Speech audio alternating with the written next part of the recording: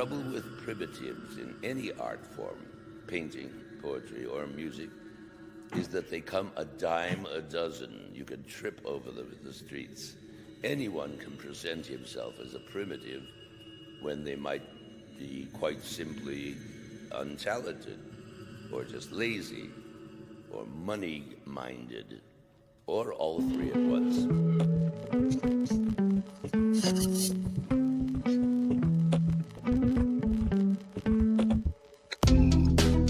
Welcome to Tavern Talk. We are a full spoiler live talk show based on the epic fantasy series The Wheel of Time by Robert Jordan. My name is Ryan.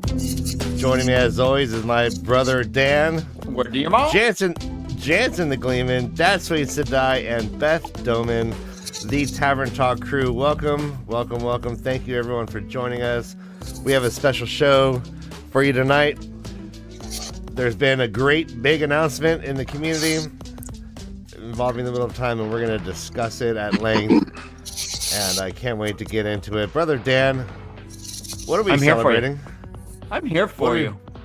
What are we celebrating? I'm just here for the party, my man. Anytime more than one of us gather in each other's names, is a party. Okay, that works. Yeah. Are we going to lift our hands in song and praise at the same time? Just wondering. Yes.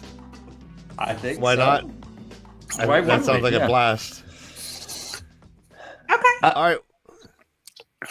Yeah, welcome to Tavern Talk. We do this every week, commercial free, because commercials are a drag to the experience. So you're welcome. Thank you to the Patreon. Thank you to our YouTube members for making this happen. Go ahead, and if you want to join that, go ahead and jump on in there. We also have a show on Wednesdays that we're gonna talk about the last battle eventually. It's coming. Our next show is the last battle. We're just not sure when that is yet.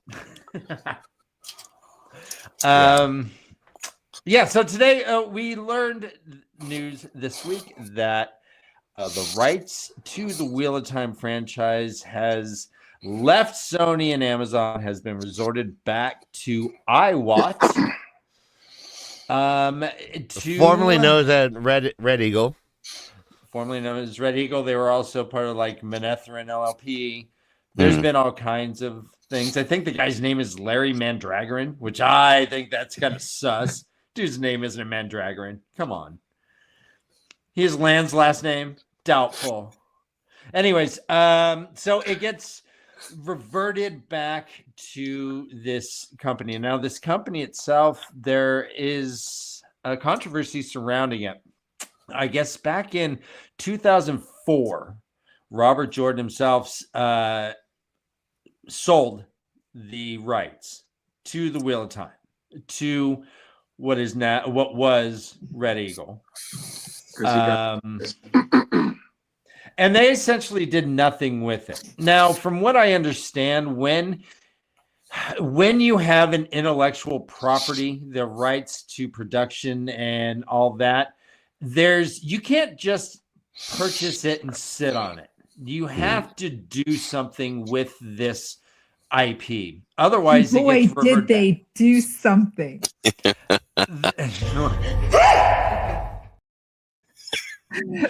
did something. Powerful as side-eye. Okay, okay. I know that guy. Billy Zane? Yeah, I know him. All right, we'll talk to us after the show. Spill some beans.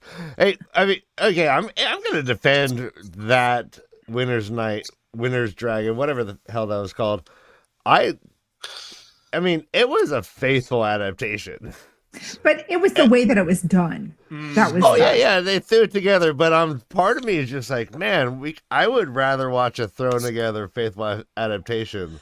Yeah, it was done by someone who got a script of it and never read the books, obviously. Well, this was done even more nefariously. Nefariously. There's some fuckery and dodginess in this. So, yeah, and shortly just before, I'll say this right now, just to let you know. Yes, I do know Billy Zane, and no, I will not ask him one question about this. Oh, you know what, Jansen? I'm gonna have to just put you in timeout just for a second. You're gonna have to rethink your decisions here, buddy. All right, are you willing to play nice now? Don't make me do it.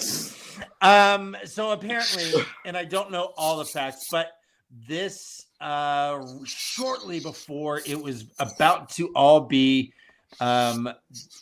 reverted back to Harriet McDougal and the Robert Jordan estate, they came out with Winter's Dragon. It was in a slot on a show on cable. It wasn't even a show. It was done on a slot that's normally reserved for infomercials. Correct. It was a 22-minute, 24-minute thing that did fulfill.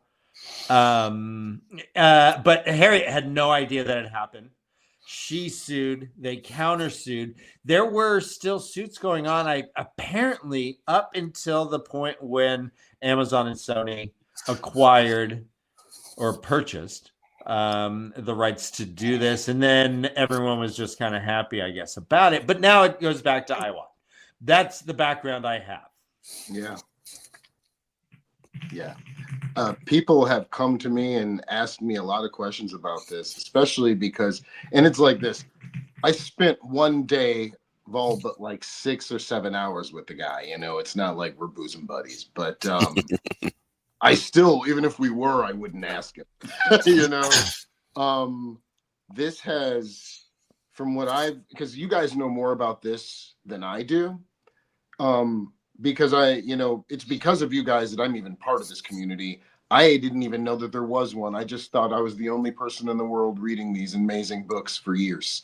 So, thanks to you, I do know about some of this, but I've heard so many different stories. I don't even know what the real one is.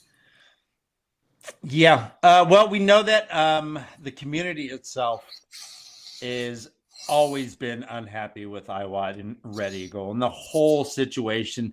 It seems like Harriet has always been kind of upset with them.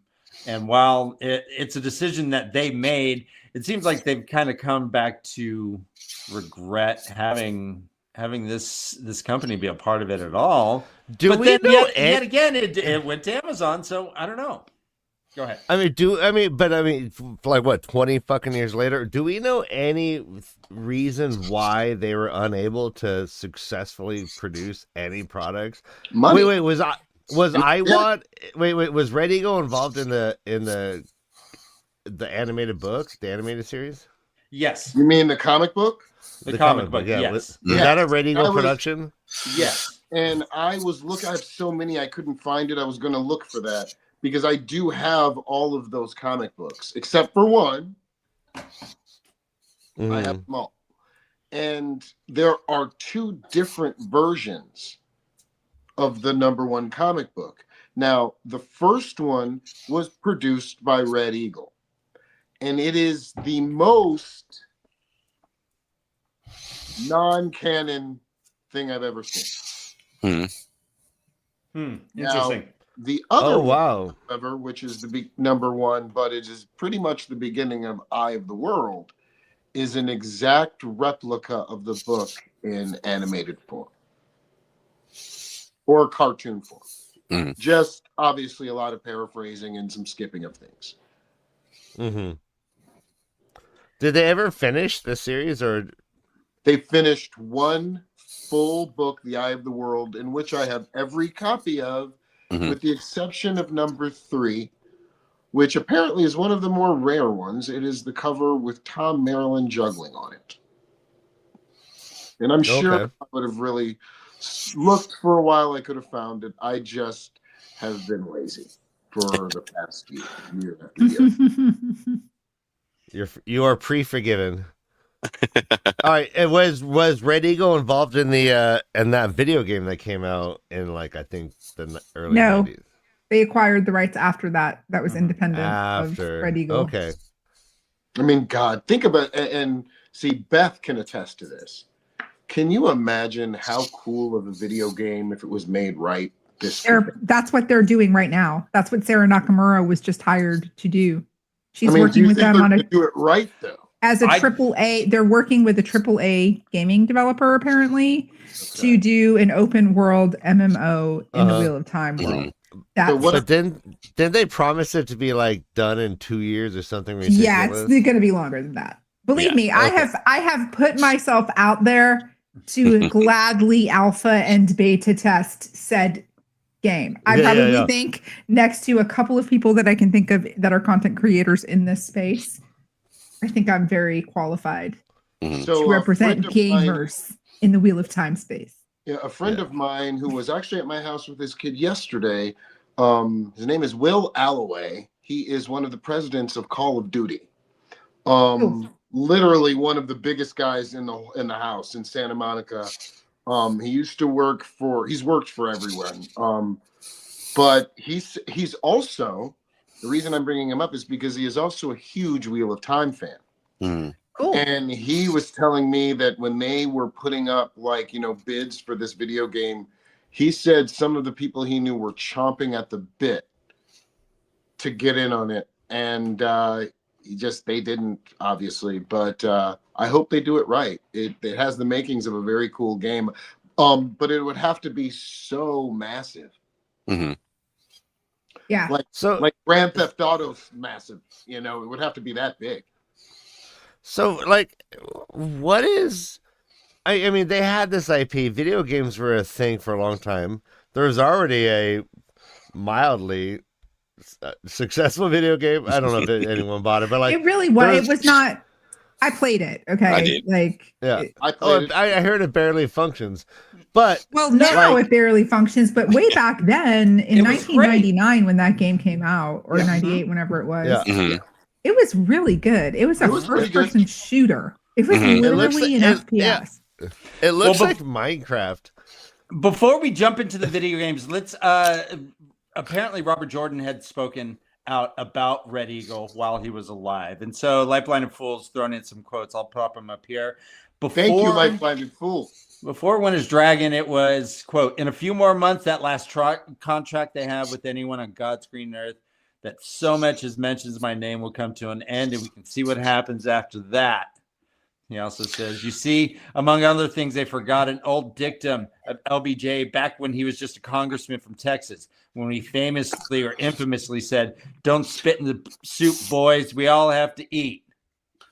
He also says, worse, Red Eagle thought they could tell me they spit in the soup or pee in it if they wanted to, and there wasn't anything I could do to stop them. You can't apologize your way out of that with me.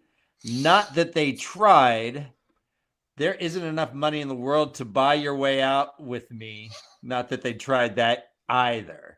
So they get no further help from me. Once they're completely out of the picture, we'll see what happens. Well, it's okay. Pretty definitive. Thank you, LBF. He did not like them. He has every right. And if you're right that the Red Eagle production comic book was like a fan fiction, like I can imagine them being livid from the get-go.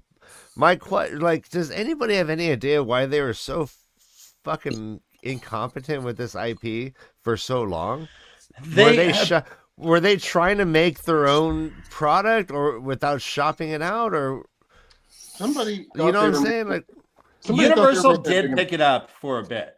Yeah, someone thought they were making a big investment and they thought it was going to turn over for them. It went in too long. Then they didn't have enough money to actually make anything, and then no one would give them any.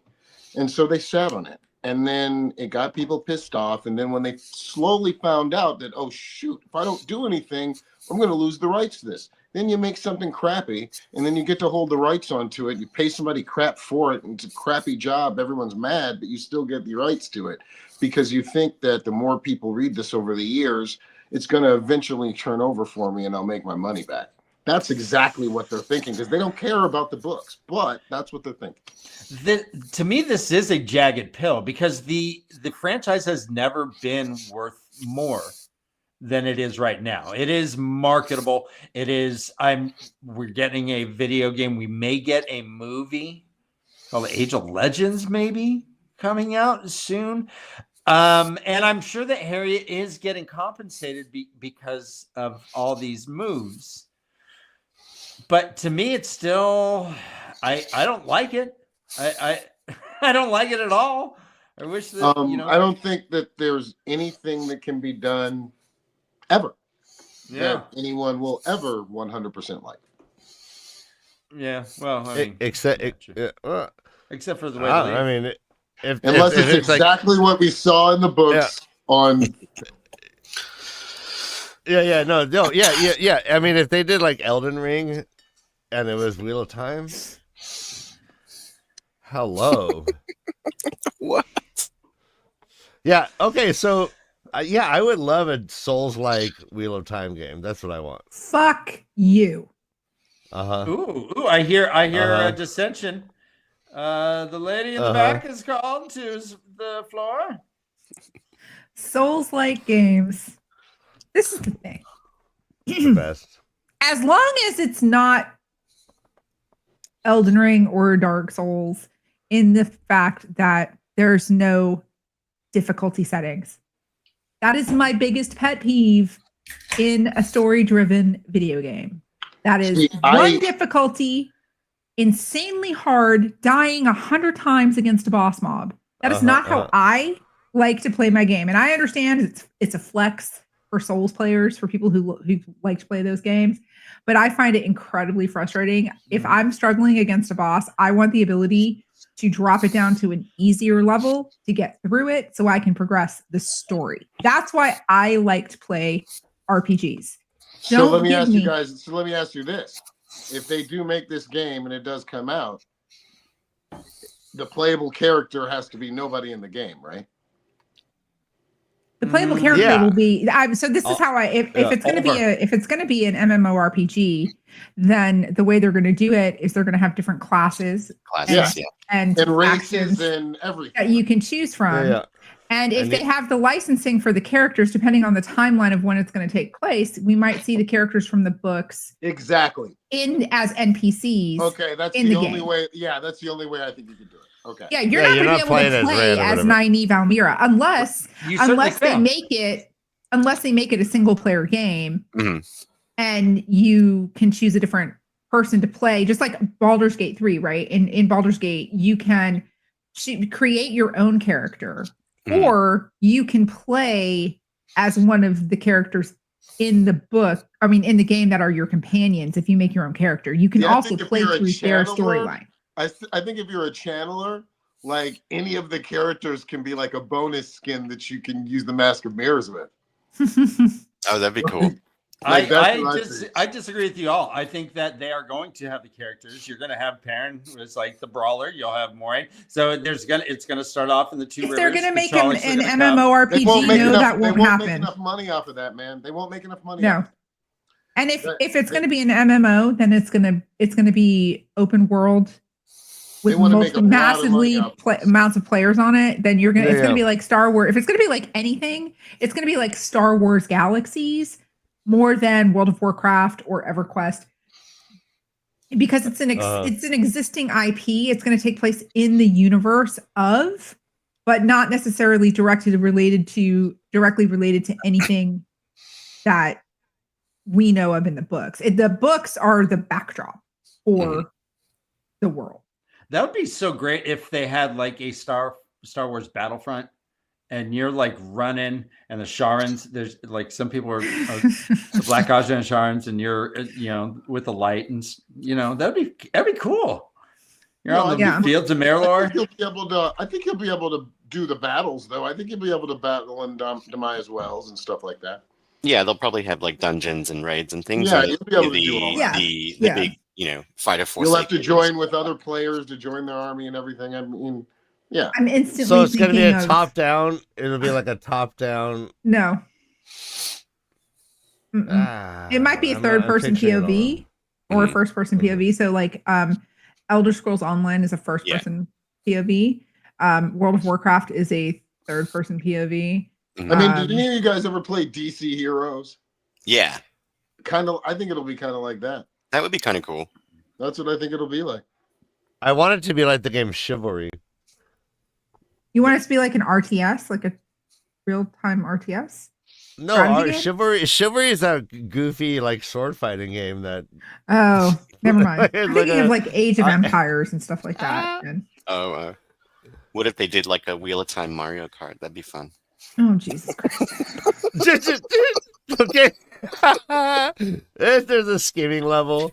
So I'm thinking about this now. I'm imagining like Land running. He does something. It's like, how many bird kisses that? It says what sword form you're doing. You'll be like, blah, boy rushes down mountain. Yeah. I think you'll be able to start. You'll start as like a training somewhere. Like you train to be a warder, or train to be a companion, or train to be a soldier, or train to be a witch doctor, or whatever, edge doctor. I don't know.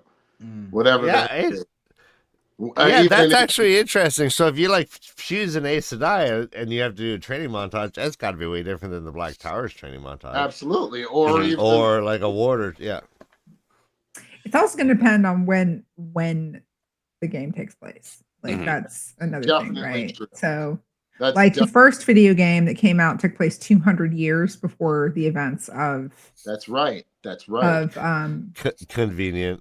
And the reason why they did that was because at the time, I think only 7 books had come out, if that.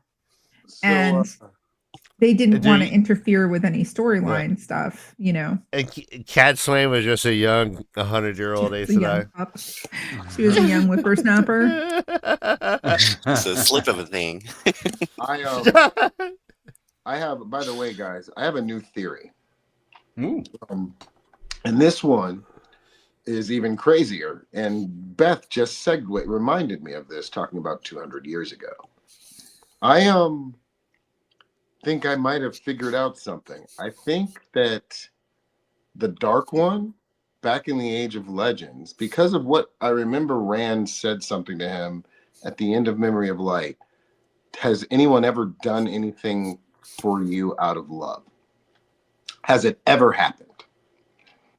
And I think that for the first time ever, the Dark One fell in love with someone looking into the world. The first person that he tried to contact, the most beautiful woman in the world. Ileana? Lanfear. Are you saying Mad Hatch is the Dark One? No, I'm saying that the Dark One, look at all the ways that the Dark One punished Lanfear and how many chances she got. She was the only one who was able to name herself. She was the first one to bring the Dark One into the world. I think it's very possible that the Dark One fell in love with her. Interesting. It's an interesting theory. I don't know that the Dark One has a concept of love in that way, though. I know, but everything does something for a reason. And Rand asked him, has anyone ever fallen in love with you? Or ever done anything for you out of love? Has it ever happened?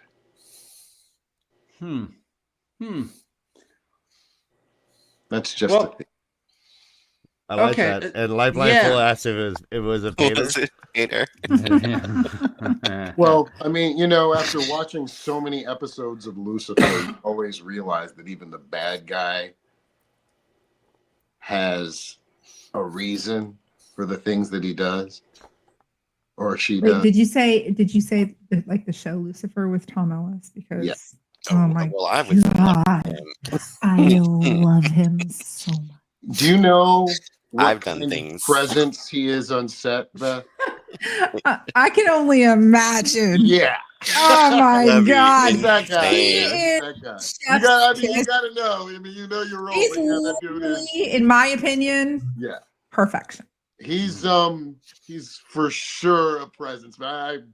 There's nothing else that can be said. Like, and every single person who meets the guy says that. Like, they're like, "Wow, you meet that guy?" Like in a good way. Oh yeah, he's fabulous. Okay, I just have to make sure, like in a good way, because like I adore him. I literally adore him. He's also a phenomenal actor, though. He's commanding. He has such. I mean, his timing is fantastic. Like he has a really nice butt too. Yeah, he's good. After it moved to Netflix and he got the butt shot, I was quite happy. He's got the goods. He does, and he's got a sexy British accent. I mean, come on. Got the goods for sure. Sorry. Let me use these to segue. These are perfect because we talking about films and talking about the Age of Legends. We may have a film called The Age of Legends. That's at least on the table right now and what rumors talking about. I'm trying to figure out what this would be. Wouldn't he be a great Bilal? Oh my God. Yeah. Yeah.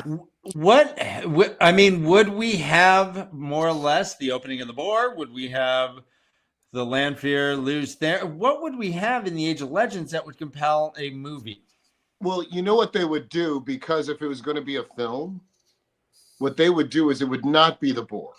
The boar would happen 3 films later, so they can make some money off of it. Just like Star Wars, just like all of them, you know, they would make it something like, if the first 2 went well, then on the 3rd you got the boar, and so many people watch that, then you can make a whole nother series out of the whole thing. You know, like they're thinking ahead. They're not just thinking for the one episode. It's like K-pop Demon Hunters.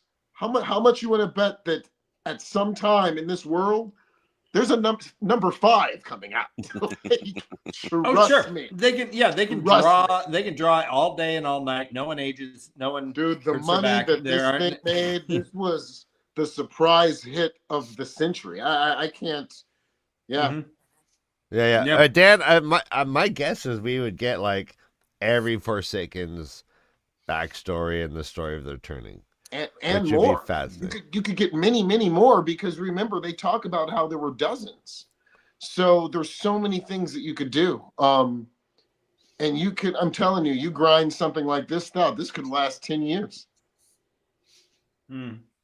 before they ever, I don't know if any of you are, Superman fans or anything, but a few years ago, more than a few now, they came out with a show called Krypton that took place hundreds of years before Superman was born. Is it about his dog?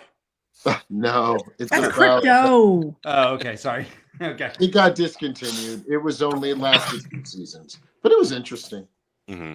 But it was along the lines of something that they're like this, that's why it came to mind. If they do it right, it would be awesome. The Age of Legends sometimes is more interesting to me than the real world in Randland. Well, I think they have more. Yeah. They have more liberties too, with freedoms to have. There's virtually nothing written about it compared to the story, right? So Absolutely. we've got historical figures and we've got technology that's referenced, but for the most part, it's a blank slate. You can do what you want as long as you stay within the confines of the guidelines as they've been presented. Yeah, So, Will there be flying Teslas? Probably. Ale, go get my Rivian. Bring the car. Bring What the what car stu- around. is there a studio that you, if you were God Almighty, choose to make these movies? I think whoever did like Legend of Korra, I really like that animation style, and that might suit well towards A Wheel of Time with the type. I mean, I will say this: an animated version would get less flack than anything else, because they could get so much right with it.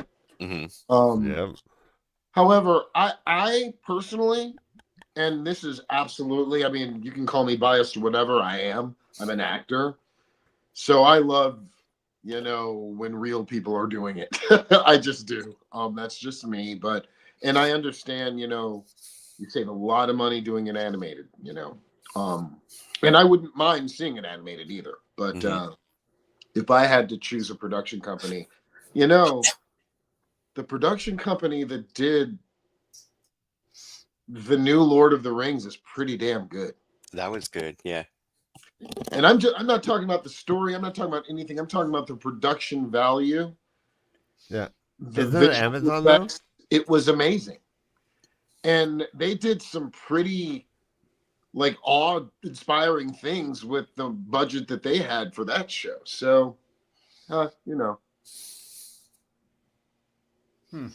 don't know enough. I don't know who did E.T. That was a good movie. Spielberg. Yeah, did that. Amblin. Do Amblin Productions.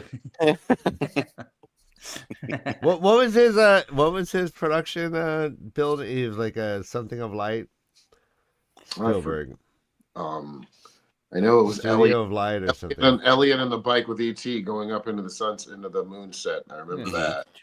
I mean, remember Spielberg also did Indiana Jones, which was vast in its own way. So, the way that they use special effects in that, simply with a plane on a map, was awesome. So that was pretty cool. I think it's bold to do a whole movie in the old tongue. That's so great. That would be cool. Like with just subtitles. Hmm. I'm kidding. No, that's a joke. If Like, you yeah. I'm saying the Age of Legends we saw there talking the old tongue. I doubt they'll do that, but that would be, But I love subtitles. Yeah. Do I need to call CPS on that keyboard? Someone's beating the shit out of it. Sorry. Ryan, you are a mandatory reporter. Oh yeah, KPS, Keyboard Protection Services. Yeah, Industrial Light and Magic. Yeah, I mean, like, God, my favorite thing would be like a CGI-less world where they use like old school special effects, like real. You mean like, you have to- practical effects? Absolutely, that would be. You mean so like Jim great. Henson? Yes. Like the Dark Crystal and Yes. the Labyrinth? No, like Beastmaster. Oh my God, Kodo and Podo, the little fairies. Yes. Oh my God. Mark Singer was the Beastmaster. He was also in. There's also Donovan in V. Thank you. That's what I'm saying. He was also in V, the original V miniseries that got turned into a TV show. And then I was so pissed because they did the remake of it, which was actually really pretty good. And he cameoed in the last episode of the season, and then it got canceled. I was so pissed. Yeah, Laura Vanderbilt. Yeah. Man, I remember that. Yeah. Did he have Curdled a wonky Milk eye? was there. Did he have a what? wonk eye? A wonky eye. Did the way I'm remembering, he kind of had like this little cockeyed. Mark Singer. Mark Singer? Rick Singer. No, I don't think. He was just like.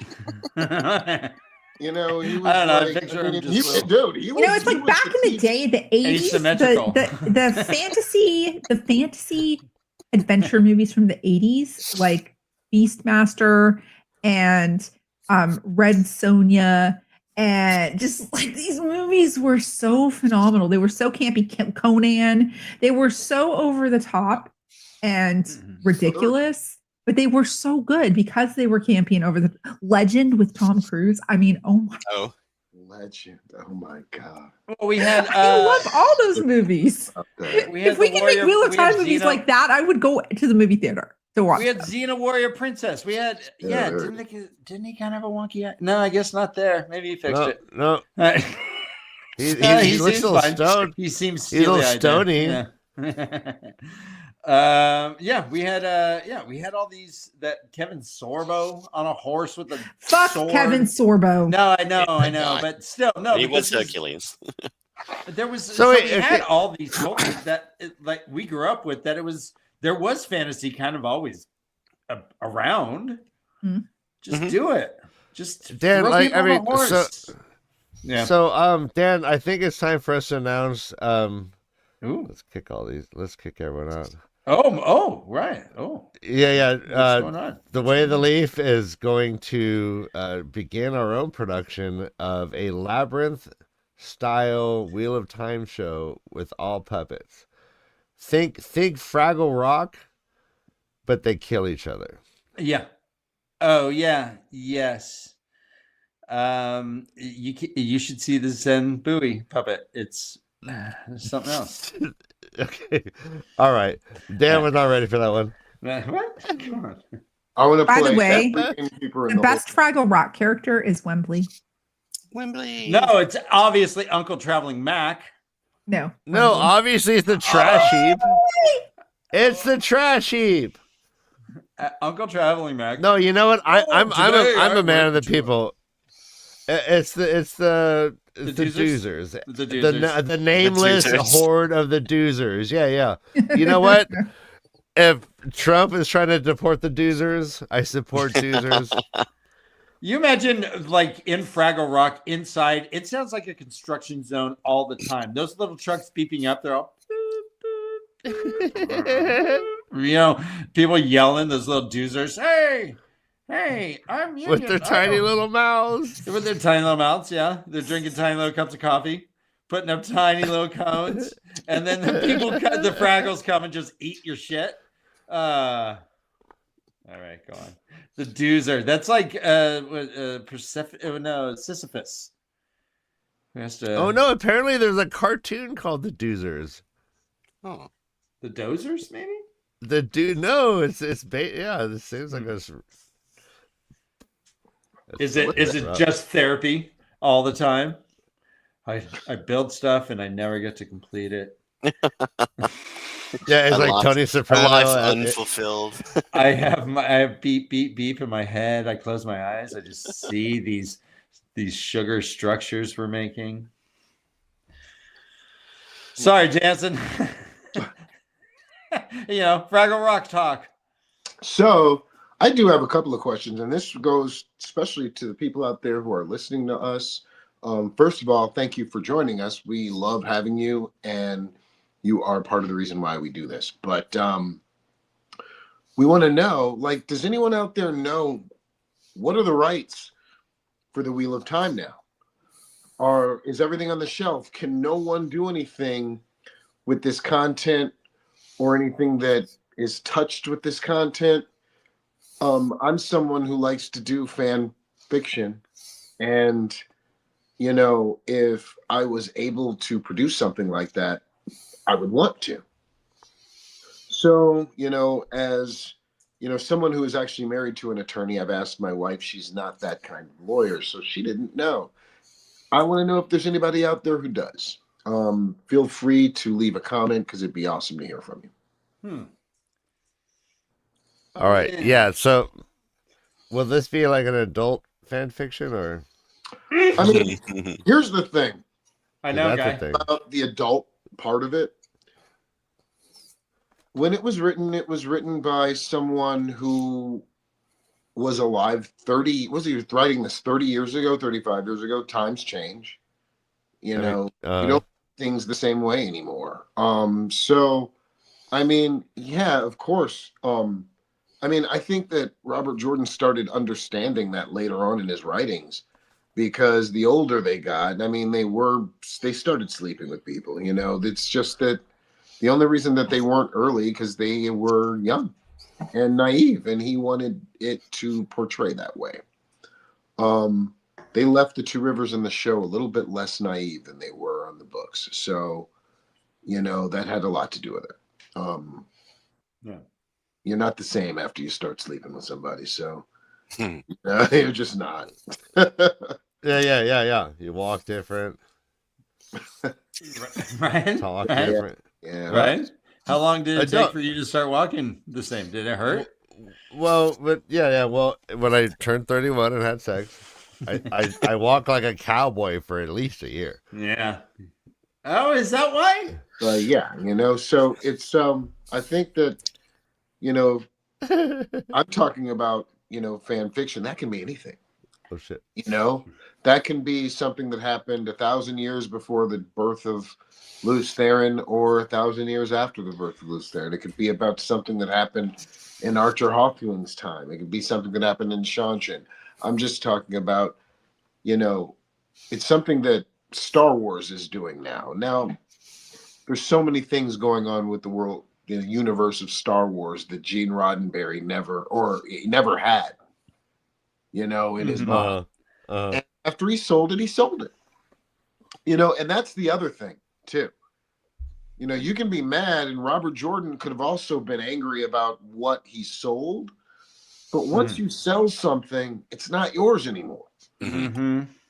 So whether he got panicky and thought that this was going to be the money that he was going to leave behind to his wife, or he needed to do something to prove that, at least to himself, that this was worth it, and he wanted to sell early. I don't know what it was, but that is a fact, is that he did sell it. Right. And yeah, people can be angry about it. I had heard that there's still certain people angry about Star Wars. Believe me, Paul McCartney is still pissed at Michael Jackson for selling Revolution to Nike. Oh, I thought you were gonna say Ebony and Ivory. No, but he sold Revolution to Nike. He outbid them, took it home. They're like, God, this is our life's work. And they turn on the TV and they see Nike playing their shit. Dude, that's brilliant. Yeah. But they sold their stuff a long time ago because it wasn't theirs anymore. So, if you make a painting and you make something and you sell it for $10 million, be happy as hell with that $10 million. Right. Yeah. And let it.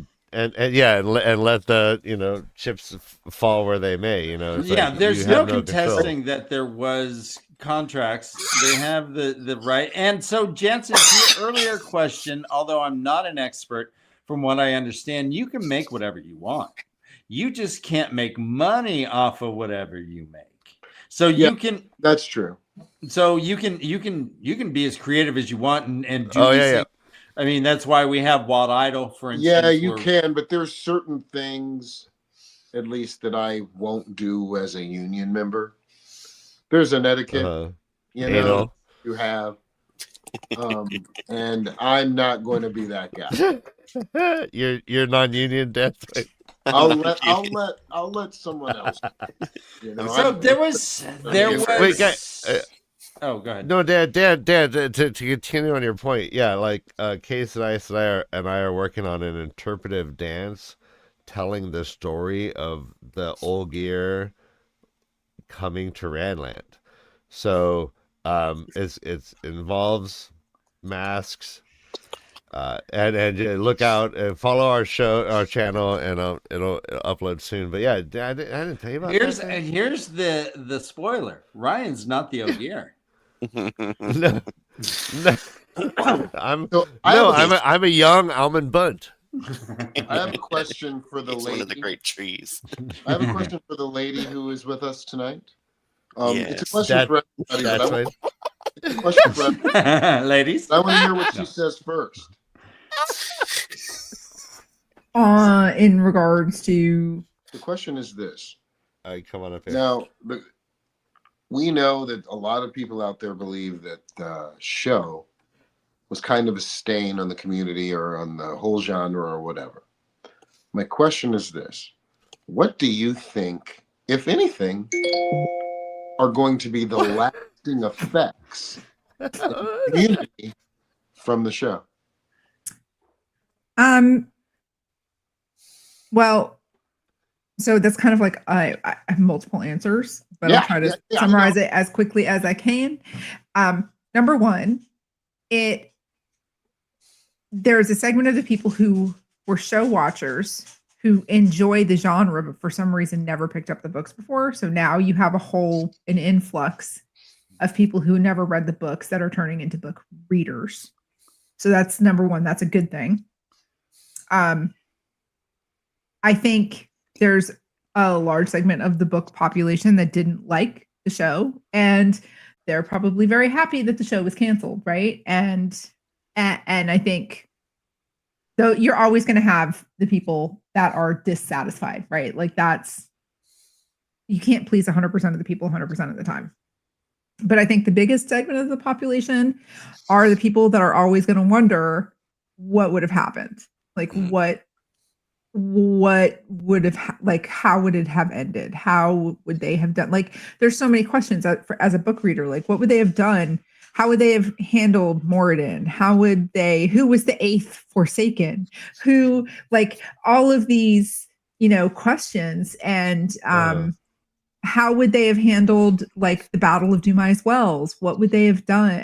Like this, all these what ifs and these really great moments in the books. Because I don't think they would have ignored those moments from the book. I think the highlights of the books would have stayed in the show in one way, shape, or form. Like Calendor, we would have seen probably next season. I just think so. I think that it's more of like the what ifs are going to be the biggest lasting impression of the show. I think the thing that makes the show different than say something like Game of Thrones, right?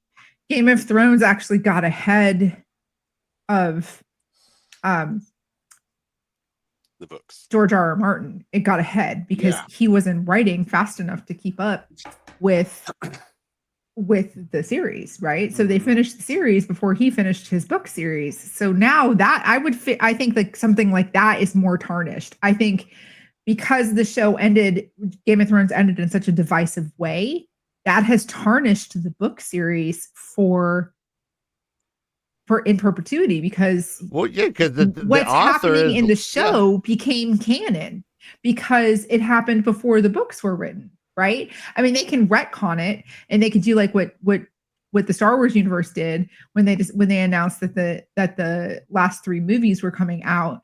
They said that everything that was written, there was these huge, books like the Thrawn series and these amazing works of dozens and hundreds of books that were written in the Star Wars universe that basically were canonical because they all took place after the Return of the Jedi. Yeah. But then when they announced the next 3 movies, they were like, "Oh no, that's not canon anymore. That's the expanded universe." So Robert Jordan doesn't have that as far as like the base books go. Like anything that they decide to write, or if there's ever options for licensing or whatever for the future, that's different. But Beth, and you raise a good point, because I believe that George Lucas allowed, to answer your question earlier, Jansen, I believe that George Lucas himself. I said Jane Roddenberry. Sorry, guys. Oh, had Star Trek. Had allowed people to write books, like write novels, and Cousins. I read a lot of them. Right, just so long as it wasn't before Return of the Jedi. It had to be after Return of the Jedi, right? Is this correct? No, because there were some books and comic books that were written in during like the time of the Old Republic and stuff like that. Yeah. I think the thing was they couldn't be anything that took place during the time frame of the original movies, because you can go back and you can find works that were done from you had video games that came out. One of the very best freaking video games of all time, Knights of the Old Republic. Oh, one of the best. Best video game of all time. One of the best, I agree. And that came out after the movies did. It took place before the movies did. Look at the...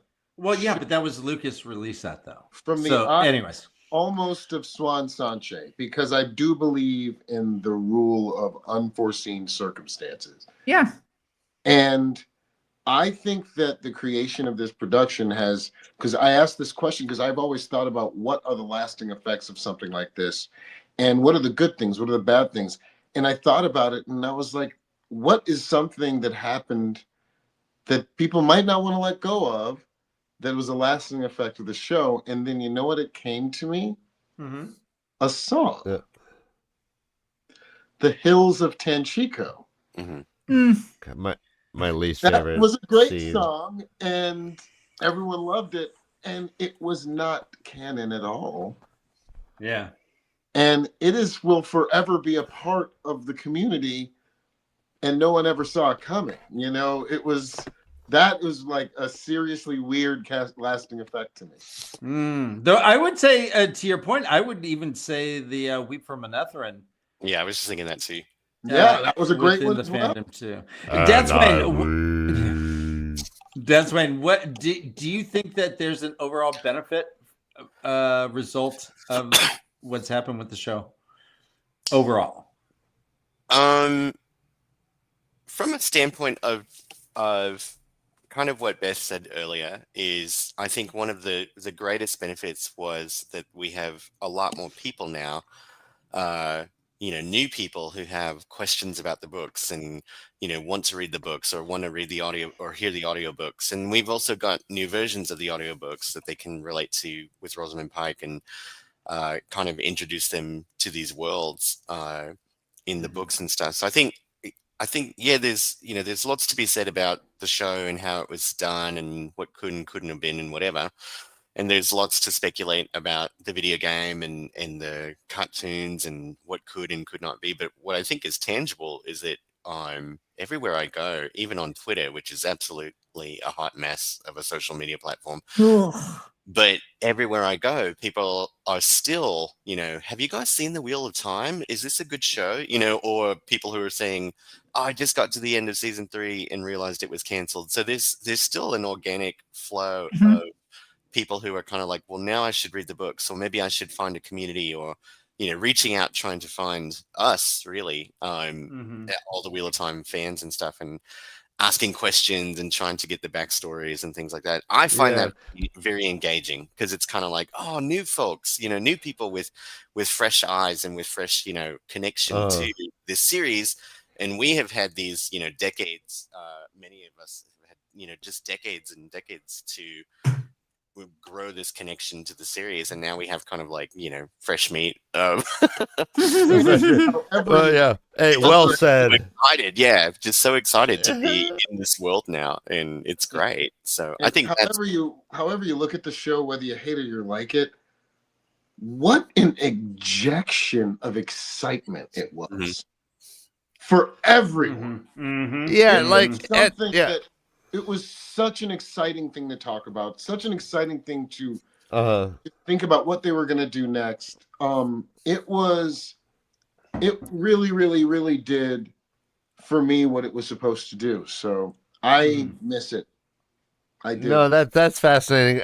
Yeah, I would be a hypocrite to say that the idea of the show coming out didn't like have an effect on me. Like, this is why the channel started. Like, I like read the announcement, and then I called Dan, and I'm like, Dan, we need to do a podcast, because Dan and I used to love Game of Thrones, like, YouTube discussions, and we watch these channels just get fucking huge, like low budget channels all of a sudden getting 300,000 followers.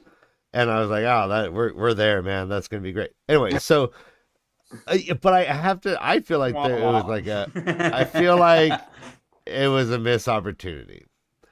I do, yeah. It's almost like anything Amazon does is gonna create like a buzz, but I don't know. It was Rafe's story, and I still feel that way. So, like, I would love for that. Whatever comes out next to be like Robert's story, and that's my hope. That's what gets me off. That's why I still think Winter's Night is amazing, even though it's flawed. It's like Winter's Dragon. That's Robert. Winter's, yeah, whatever. Yeah, I know. Well, yeah. I mean, but yeah. So I felt like it was a missed opportunity. But yeah, like it. I mean, this is why we're here. 5 years later, Dan and I are, and you guys were all together, like working on this project to create this, make this show great. So I'm grateful, but I mean, it did get it's like it got canceled. I don't like it, and it's like it's hard to do an autopsy on it because we're so close to it. But there's got to be I don't think the story is just so whatever that it couldn't have been made into a successful show. Well, the story is amazing. What's that, Jay? Certain that the vast majority of negative comments and negative things that they got were from book readers. And I have said this to myself, and I've said this to other people I said it from the beginning. I said, book readers are going to kill this, or they're going to let this go through. They killed it. Well, I think the bigger thing is that numbers declined year over year. People watching the show, and that a lot of it has to do with like the cards were stacked against them from day one. We had the COVID issue, which led to a really mediocre first season, and then they had the writer's strike, which led to a huge gap of time between season 2 and season 3. That's the thing, like to stay on a streaming service. And Amazon just really sucks at marketing. It just really freaking sucks at marketing. And so I think the cards were stacked against it, and it cost a lot of money to make the Wheel of Time. And there are other IPs that probably, I think, didn't I read that they picked up Fourth Wing? I think so. As an IP. So that is a young adult romantasy series that is not going to be anywhere near as complicated or expensive to make, and has a huge following. Huge. And Jeff Bezos, I think, just bought Melania Trump's book for $400 million. So yeah, he's got a lot of things to spend money on. But to your point, Beth, I agree that the cards were stacked. I mean, and they've put their money on the Lord of the Ring franchise. I mean, that's the thing, right? That is insanely expensive. Wait a sec. Did you just say $400 million for somebody's book? Yeah, I want to go back to this. I think it's Melania Trump. Yeah, no, look it up. Let's Google it. Ew. No, I'm Googling it now. That's probably not true, only because of the amount that you would lose with that. How much did Bezos pay for Melania's book? Melania eats all the buildings. Oh, All no, right, so- 40 million. 40 million 40. licensing. Okay. Oh, 40 million. Okay. I mean, yeah. 40 Add a million, zero. 400 Here million. it is. Potato, potato. But to get back to Chop this, change. this series was never going to succeed with only 8 episodes. Right. And that's that. The book readers did have righteous gripes. I agreed with a lot of what I they agree. said. I agree. But I think that the constructs that the show was under was never going to succeed. You can't do this. I've never heard of only 8 episodes. And if there's any season that has less, please let me know. Well, But no, I mean, this is the thing. Lost, Amazon, how many did that's have Lost. That's Amazon's Alibi. playbook, though. 8 episode seasons is Amazon's playbook. Every No, single Amazon- one no. of their major series is 8 episode arcs. It The was Lord of never the gonna Rings work. are 8 episodes. Reacher, 8 episodes. Wheel of Never gonna Time, work. 8 episodes. Except it can work because it works with like Reacher because it's based on the series. Okay. The season is based on one book. The Mhm. season's Did you based on guys one ever book. watch? Did you And guys it's Why do very- I love Reacher? ever watch And, Xena, well, the and Warrior there's Princess? far less characters. I know why I like Reacher. I Reach around. I know why I like Reacher. Reach No, around. he is a No, specimen. but and with the Wheel of and with the Lord of the Rings, they have free reign. They are literally writing their own material. They don't have to worry about pleasing people because they've already Correct. alienated all of the Lord of the Ring tryhards, Yeah, so right? okay, so but why is it so good? Why is what so good? Did the writing for the Lord of the Rings? I don't think it's good at all. I think it's horrible. Better, worse than Wheel of Time. Different than the Wheel of Time. Yeah. Okay, I hear that, but when I watch it, it's like it's coherent. It's like it might not be the best dialogue. But... Know the text from the Wheel of Time too. You're that coming at the Wheel of changes Time from it. This is the thing. I know I taken- cannot create another Ryan who hasn't read it. It doesn't mean I'm not right though. But that's the thing. But you have to understand though, Ryan, the number of people in the world that Amazon was trying to attract with the Wheel of Time was vastly more non-book readers than book readers. They did not make the Wheel of Time TV show for book fans. They made it. They made it for people Well, let's talk fantasy about TV. Is that not the death knell though? I want to claim that ladies and gentlemen of the jury, it is clear to me that all the deviations from the text are what damned the show. Because season 3 was almost perfect. Season 3 was almost perfect. It was critically acclaimed. Fans loved it. It was better. I wouldn't say it was almost perfect. It was better. But I mean, so let's, it had the best episodes, but let me pursue this a tiny bit more. So, Dad Swain. Mm-hmm. Dan, ask Jansen something. He's falling asleep. Jansen. All right. We have a series that is critically acclaimed. It was the greatest epic fantasy series written in America, right? We have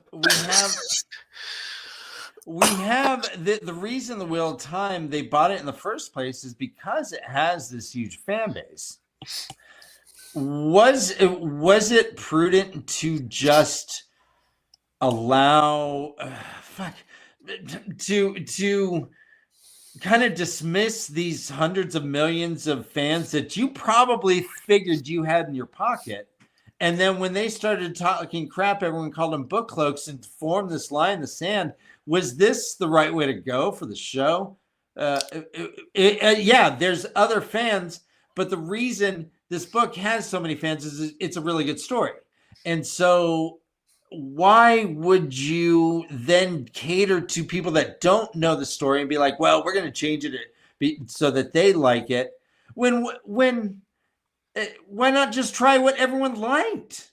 because they Yeah. can't fit that into 8-episode season. Well, yeah, but I mean, I guess there's that, but there was also No, Dan, deliberate we changes, can't forget the 300 pages of notes Amazon gave I Rafe. understand. At some point, I would love to just fucking drink tequila with Rafe, Yeah. like alone, and just like pick his brain, because I imagine he felt hamstrung from the beginning. Sure. And he also has to play cheerleader, and he also has to play boss, and he has to play like so many roles. But from the Let me very ask Jansen. get-go, Oh, go ahead. Right. no, yeah, just from the very get-go, like they market tested the books and said, fix this, fix that. Jansen, as a performer on bigger projects, have you ever been involved with notes from a producer or something? Or is that something that a performer does not? It's all filtered down. Oh, you're muted. We cannot hear you, buddy. All right, Jansen officially was not asleep. His camera was frozen, and okay. It was still great. Nope. No. All right, we'll figure that out. So I want to use another series based on a TV show, or another TV show series based on a book series that was an absolute flop because of terrible writing. Was the Chronicles of Shannara, which was based on the Wish Song of Shannara from Terry Brooks, which the first 6 books in the Shannara series are absolutely amazing. And they butchered it. That, in my opinion, was a butchering of an IP. As a person who read it wasn't the Wish Song of Shannara, it was the Elfstones of Shannara.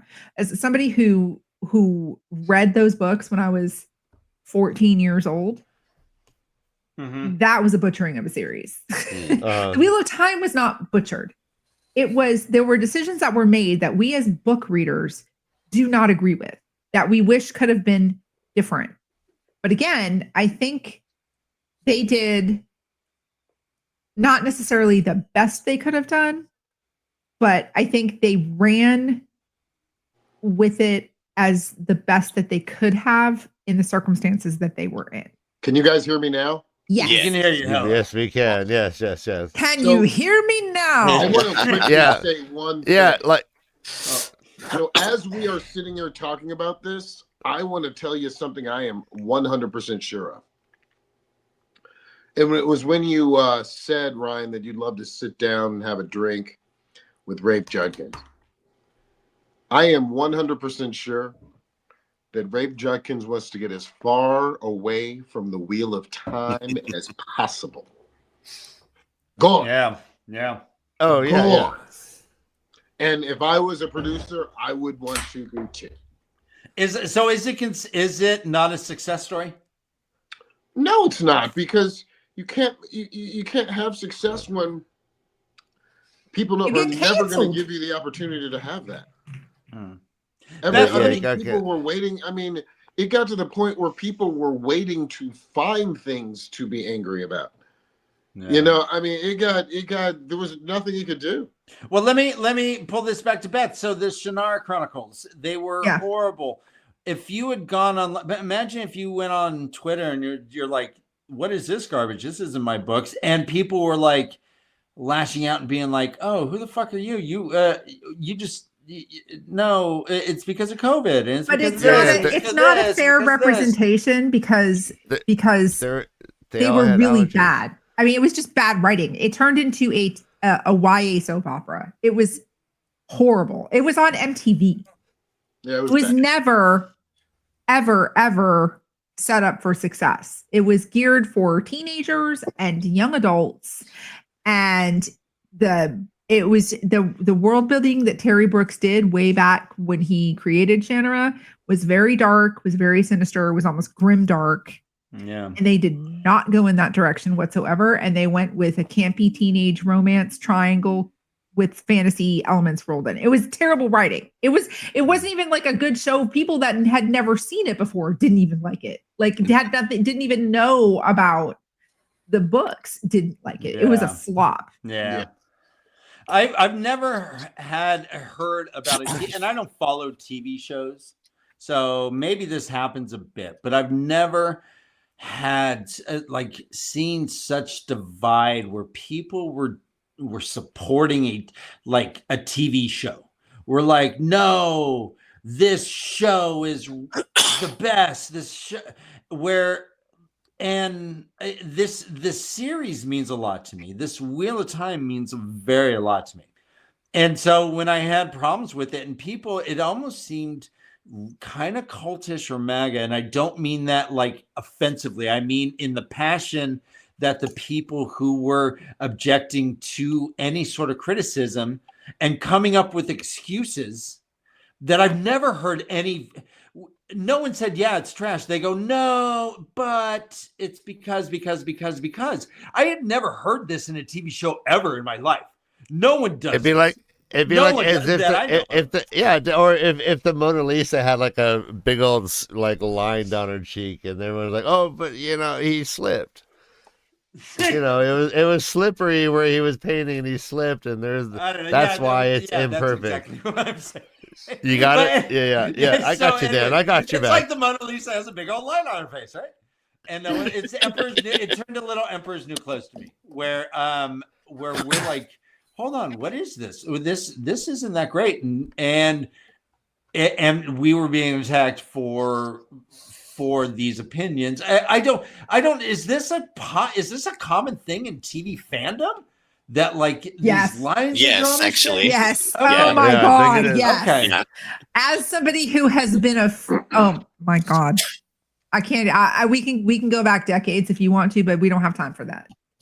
But it is a culture. I think the big thing with the Wheel of Time people were just that it was for me the delivery of the critique. And it was because for a while I was just elated that I had moving characters on my screen and channeling happening, and I could watch it. Oh yeah.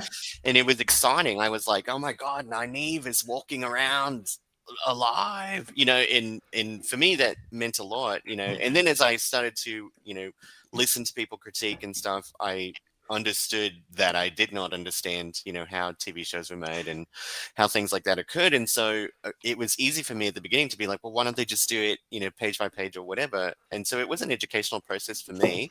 But I think a lot of the critique came without that sense of an open mind. They were just like, well, why don't they just, oh, Rafe is fucking this up. Oh, fuck Rafe. And it's just kind of like, you're not giving any grace. You're not giving any sort of, room for, in their mind, it was like, well, Rafe has the reins and every decision is his. And so we hate him for it. And then I agree with you, Dan. I mean, there were some things I use Maxim as a source of kind of amusement for me, because I was very critical of his character, and then the actor just blocked me on everything. So I'm always kind of like, I was just giving an opinion, You are missing. Actor blocked you? Oh, on everything. He does not like me. You're missing some ab shots in jeans in black and white. I was very big on the fact that I was like, and cheese plates, gorgeous. But I also was kind of like, well, if I was also dating the showrunner, I might ask for parts too. Ha ha. And that humor didn't translate, so I got blocked. But anyway, sure.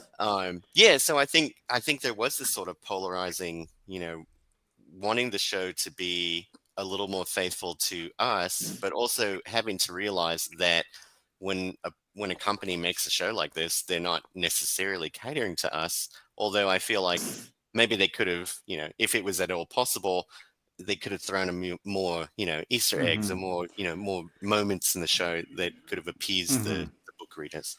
I agree. I got a question. Yeah. I'm sorry. So Jansen, I think you intimated earlier that you think that the critics who read the books were responsible for the canceling of the show. Did I hear you correctly? Because I thought you meant like you said they ruined it. I'm wondering, go on. I think what I personally think is that book readers ruin the show. Yeah, that's what I mean. Okay, how? Like, how does that work? Like, because Do you think Now, if you they're different, nowadays there's so much different technology, and with that comes a lot of different kinds of currency. And if you have a situation where you have a lot of people who like something, but they're always saying the way someone else is portraying it is wrong, people are going to hear it. It's not something of, that's why people can anonymously sit on a chair in a room alone for years causing havoc, because that kind of currency is out there now.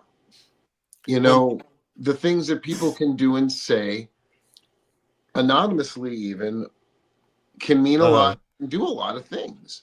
Yeah, and people are very impressionable. So when you have someone coming at somebody goes online and they're like, hey, what's with this Wheel of Time show?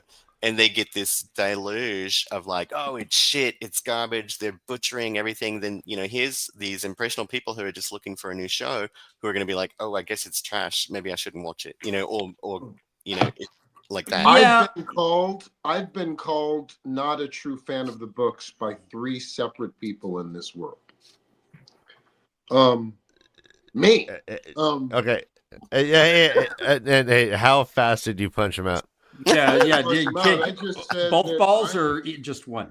I was like, I'm willing to answer any question that there's ever been written about the books, and I do not think that there's many people who know more about this topic than me. I hang out with people like you guys every day who are considered masters of this community, of this books that we are. I don't really think that there are anybody who can tell anybody on this panel much more than we already know about this topic. So, not a true fan, I don't think so. But people are willing to have their own opinion. That's why we live in this country.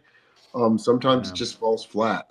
I am a true fan of the books, and yes, I wanted to love the show more, and I think I did like parts of the show more than a lot of people.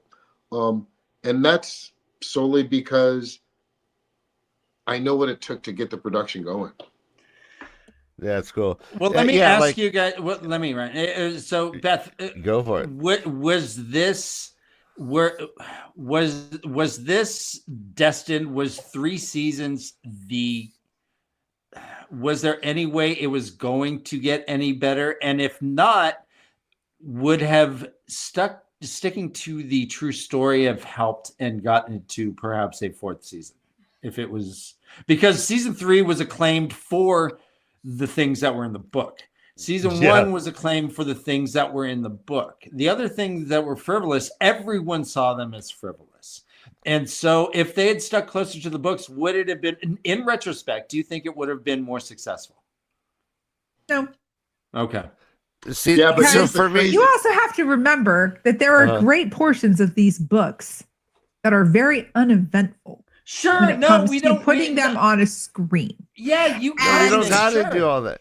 All of the big moments from the books were in the show. Yep, and no one's even saying this as well.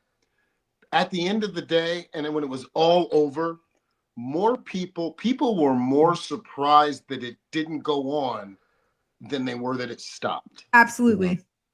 I mean, and that's the thing. I think this is the short-sightedness of Amazon, is that the first 3 books of the Wheel of Time are warm-up material for what happens. Now, the problem is where they could have probably potentially run into issues was with the slog, where we're reading books 7 through 11 that are really, there's a lot of extraneous shit that doesn't matter. But even in those books, there are huge moments that could make for really good TV. The cleansing of Sidene. Yeah.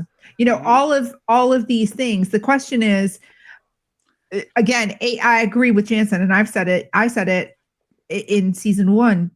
8 episodes is never enough. We needed 10 episodes at least, 2 more hours of TV. And yes, I agree. There were some mistakes. Like in season 3, I had a huge problem with as much time as they spent in certain areas. In season 2, especially, like the whole warder thing, like Lan questioning his warderism and all of this. Like, I didn't love that, but I understand that they were trying to give an idea of what the culture of the Wheel of Time is like to people who aren't familiar with it. Like, we already knew like a lot of those kinds of things, but so we can talk about the Stefan episode in season 1. I loved that episode. I know you guys don't. I know you and Dan do not love that episode, but I thought it was beautifully done. Saga of Stefan. Yeah, I thought it was beautifully done, and I loved it. I thought it was amazing. It was great. It was great. Start to finish, it was like very coherent and very like well conceived. It had a narrative. But you guys didn't think that it should have been in there. Because because you always you had the land stuff in the right. You know what? No one else is saying this, and I'll say it. One of the other horrible things about the show. Now, the books, whether you believe it or not, is a book of war. Right. Yep. The battle they had in that shit was the worst thing you've ever seen.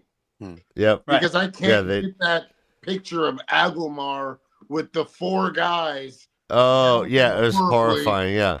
It was the worst. Yeah.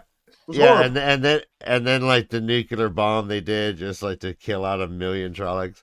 All of it was weird. They dumped lava through Waygates. So imagine just seeing lava just killing everyone. So guys, imagine we're fans of sports teams, and like our team is fucking Wheel of Time. Other teams are like other IPs, right? Like if you analyze everything that we love about it, casting was amazing. Yeah.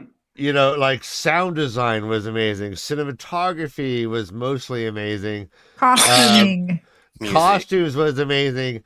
Like if you saw our team didn't make it to the Super Bowl, our team didn't even fucking make it to the playoffs. Yeah. Like who's to We're blame? the Dallas Cowboys. Oh no! Right, like so, yeah. Like who's to blame? Is it Jerry Jones? Is it the coach? Always blame Jerry Jones. Always blame Jerry. Is Jerry Barry Jones Bones. Rafe? How about Barry Bones? is it Jerry Judkins, or is it like Jerry Amazon? No, because Jerry Jones Rafe Amazon? would be no. Amazon is Jerry Jones. Rafe is the head coach. And he can only do with what he can do with the talent that he has and the pool of people that he has. Whereas Jerry Jones is in the people, it was 100% Amazon's fault for this show not being more successful. It was a Vandersaurus seed planted in tainted COVID-19 soil. Destroyed this. Okay, yeah. Okay. We got a little it was not destined to fail. It failed because of the conditions around it. Absolutely. I mean, can you imagine if they would have made it 2 years later? Yeah. And they would have had full background, full all those things. No COVID-19 problems. No Barney Harris problems. None of those things. It would have gotten a way better start, and we might have even gotten 2 more seasons out of it. You're right, but even the early episodes of season 1 were not as were pale in comparison to like the best episodes of season 3. Yeah, but season 1 was made during COVID-19. No, but like COVID happened halfway through, right?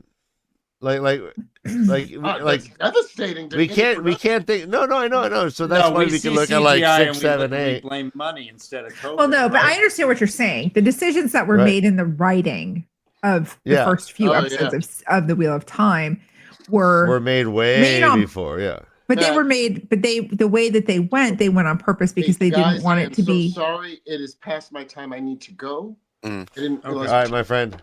You guys, love you guys. Love you, Jensen. We'll see you next week. I think the thing is that they deliberately didn't want it to be. They didn't want it to be a bunch of country bumpkins with no. I mean, they were, but they wanted to age them up on purpose. They didn't want them to be puritanical in their beliefs about relationships. They, wait. So, like, isn't that like okay? So that choice alone is very fascinating to me.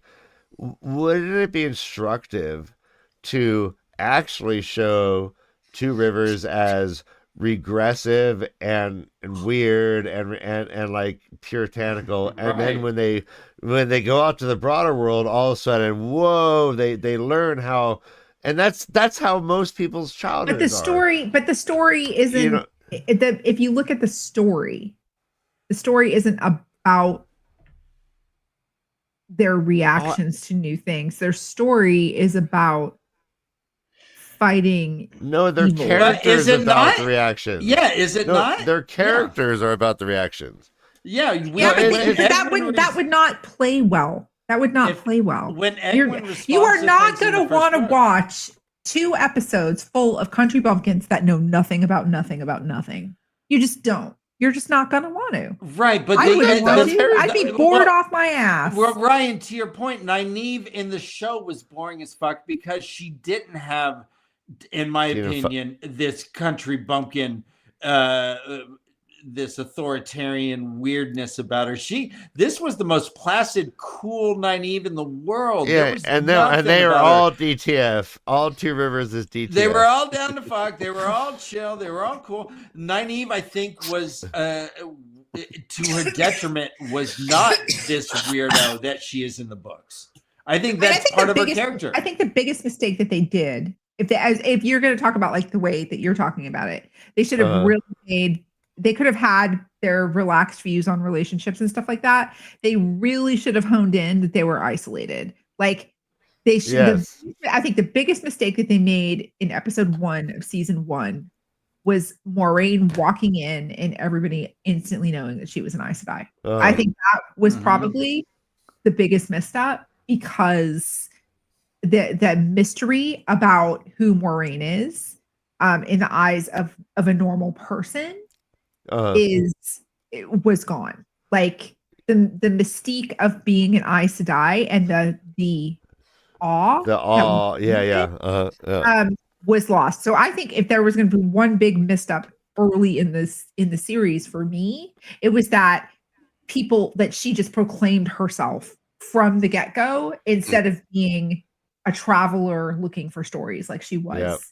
Yeah, I feel like they could have gotten the same reaction from the Two Rivers folks with just keeping her as like a noble woman. Passing through. A noble woman coming into the Two Rivers would have been, I mean, absolute chaos. Like, she's obviously dressed different. Yeah. Absolutely. And I think, Oh, go. Please, I was gonna ask you, that's right. So this concept of like, what do you think is more like helpful to creating the reality we all want, which is just like equality for everyone, and everyone just calms the fuck down about it. Is to just drop in a world where everyone's just cool with everything and it's not even commented on, or to have a character who struggles and is like, has to be like their mind opened up about it, and then we see that process and live it. Like, what do you think is more helpful to like creating? I think it's the better world we want. The same thing that the Wheel of Time preaches, which is balance. You have, if you're going to put a character who is living in a isolated little country village, and you're trying to put them on the screen in a short amount of episodes and try to get them to experience the world. I think kind of what Beth said too. Let them finger blast each other and not have a care in the world about it. But at the same time, give them still a sense of, like, I've never seen a bridge so huge, white bridge. In these, it's almost like a balance. Like, you have some sense that they're older and they've experienced some life. But as they are going into the world, these things are still magnificent to them. Sure, absolutely. I think we have one line where it says, "I've never been past the mountains in the mist," and then that's it. And then that's pretty much it. No, they should have. They should have had moments where they're tasting food they've never tasted before. They've seen clothes they've never seen before, and obviously kind of scattering it in there.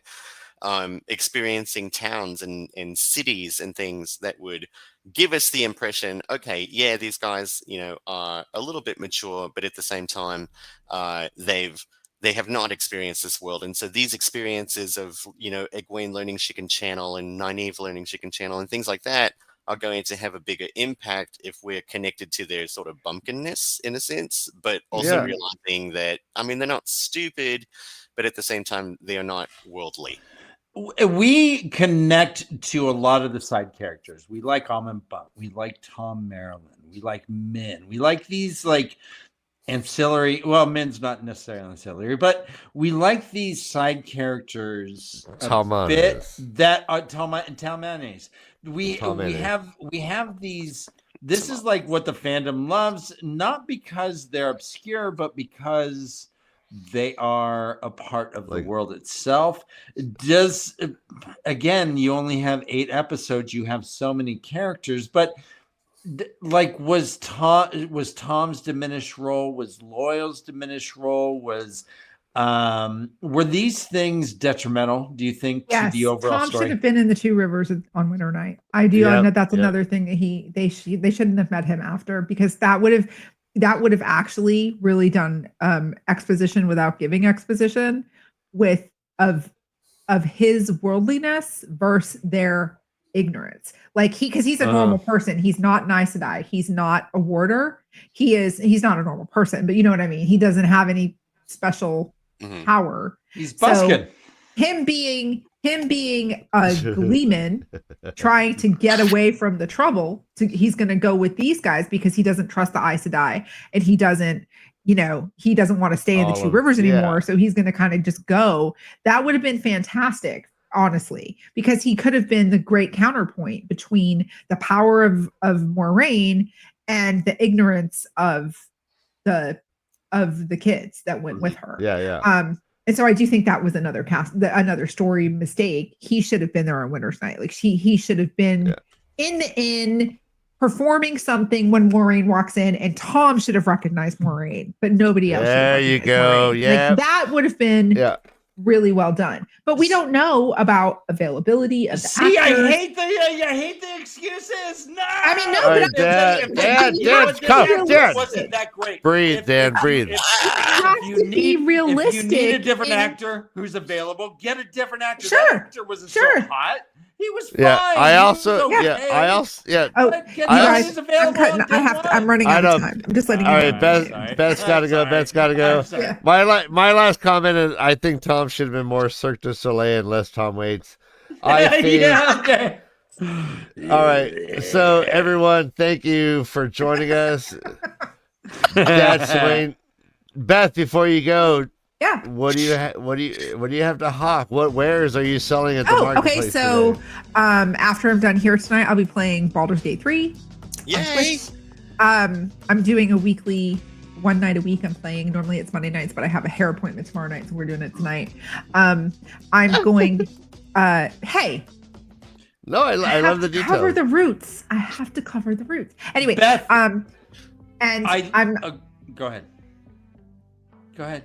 I just downloaded Baldur's Gate 3 again because I want to play with you. Just not on stream. I want to do it. I want to do it. And September 21st, I'm going to be on the front page of Twitch, which is a huge deal. What? The 21st? The 21st on Sunday morning, from 6:00 Central Time to 2 p.m. Central Time. I will be on the front page of Twitch, so on the little carousel that they have. So that's super exciting. Borderlands 4 is coming out next week. I am super excited. I'll be streaming that. And we just had an episode of the Watt episode of or I should say WattCon episode of Delving Chronicles got released last week. So that's out now on any podcast platform. Yay! Excellent. I'm so proud of you, Beth. Oh my gosh. Thank you. Front page of Twitch, let's go. And they're like, hey, plan ahead. That is what you're doing. That's so rad. Seriously, I do want to talk to you about Baldur's Gate, so don't go away. Okay, Dad's wait, what's a job? What is the job situation? I am on the last leg of there's 2 companies fighting for me right now, which is so exciting. Hey, let's go. It's in restaurants, but I was kind of like, you know what? It's a skill set I have, so let's do that while I'm waiting to break into tech. And so I'm pretty stoked about it. Food service is a skill. It's a definite skill, and great servers are great servers. Yeah, for real. For sure. Yeah. I love you guys, and I'm proud of you all. Thank you, Beth. Thank you, Dan Swain. Thank you. Yeah. Hey, as always, run for your lives. This is the way to leave.